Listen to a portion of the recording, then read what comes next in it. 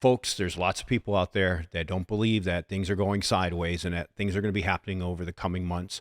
And if you've accepted and educated yourself and reading between the lines, looking at video sources, news sources that aren't the mainstream media, and educating yourself on what's actually going on in this world, you realize it's time to put an emergency plan together with your family and friends. So what do you need to do next? That means taking out a piece of paper and a pen and deciding exactly what your family members' responsibilities are if something was to happen. And that something could be a hurricane, a flood, or tornado, an EMP event that was caused by a solar flare, or something that was detonated in our atmosphere. It could be the power goes out for an extended period of time.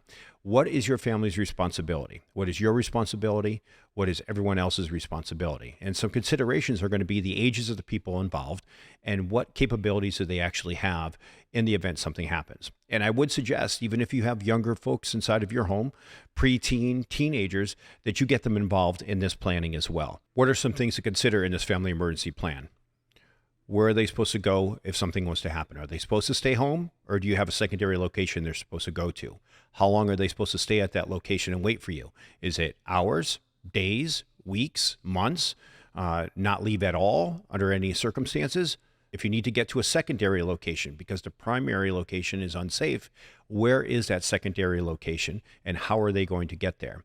Do you have other modes of transportation if you're not able to access a vehicle? What criteria needs to be met for your family to leave their primary location and go to that secondary location? These are all things you need to be able to have a discussion with and plan out ahead of time. The other thing I would highly suggest is having a communications plan. If the grid goes down, cell phones are unusable, how are you going to communicate with other family members? Do you have a plan in place? In our live streams and videos, we've discussed CB radios, ham radios, GMRS radios. You have to have a backup plan to your backup plan so that you know you have communications, hopefully with your family members in the event something happens. Now, some of these communication options may not be available to you immediately. So you have to have this plan in mind that if something was to happen, that your family needs to stay calm, cool, collected, and understand that everyone knows what their responsibilities are and what's supposed to happen and kind of let it unfold. Family members need to understand that after an EMP event, that the air is going to be charged with this electrical pulse for a period of time of at least 24 hours afterwards. So you don't want to access your electronics and everything that's stored in your Faraday bags. Wait a minimum of 24 hours. I suggest 48 hours before you access those emergency communications and any other electronics. Everyone may not be home when something unfolds. So you need to have a contingency plan of what are they supposed to do if mom or dad aren't home, brother and sister aren't home, if two family members are home, two family members are away. Also, what are their plans if they're away and they can't communicate back with home?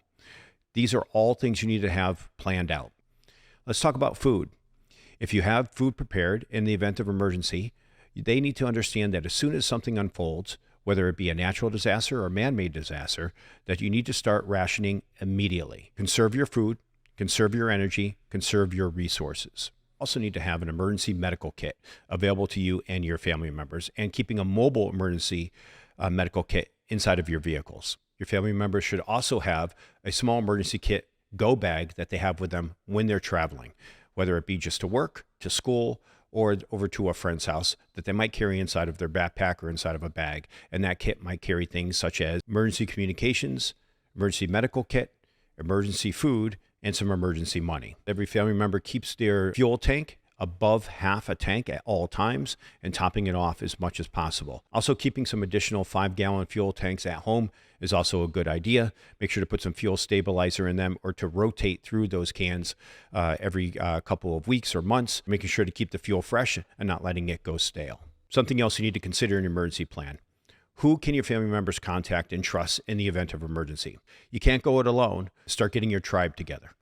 Who are your family members and friends that you're able to communicate with and work through with this emergency plan? So who should be in your tribe? People that bring something to the table that will help you survive in one of these events. Someone that can bring emergency medical. Someone that can has good capabilities when it comes to self-defense training or handling firearms. Someone that's good at farming and agriculture and being able to grow food. Someone that's good with hiking and wilderness survival. Start communicating with your tribe now and putting your emergency plan together. The more you guys talk about it, the more you discuss it, the easier it will go when it happens.